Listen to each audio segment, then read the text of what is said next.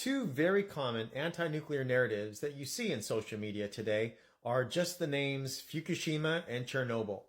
And although those are actual real events, so was the Hindenburg.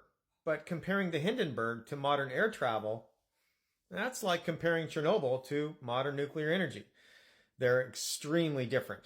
One had some extreme fatal design flaws, and the others are what we have today. When it comes to Fukushima, well, this commenter right here likes to point out, Fukushima displaced 150,000 people. The exclusion zone stretches to 80 miles at one point. Chernobyl to this day is off limits. So typical anti-nuclear rhetoric. And when it comes to Fukushima, if you're really concerned about the land, then okay, that's a valid point. But given that solar panels require 140 times more land just during deployment than nuclear, and they require at least 10 times more materials, meaning 10 times more mines and 10 times more manufacturing and milling and factories and so forth.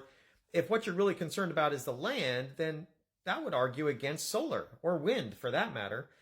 And even if you were only concerned about the exclusion zone, I mean, you could reuse those exclusion zones, just like you can also reuse some solar panel areas.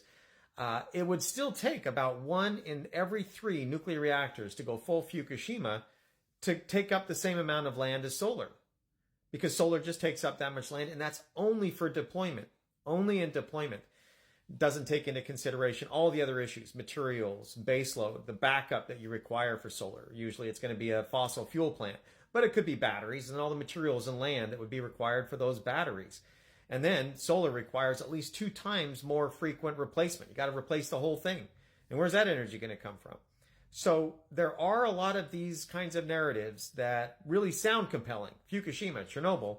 But when you look at the facts, it just doesn't bear scrutiny to say that those are valid anti-nuclear narratives as to why we should not use nuclear and use something else that has higher risk, higher impact. Something to think about. Thanks for watching. Hope you have a good day.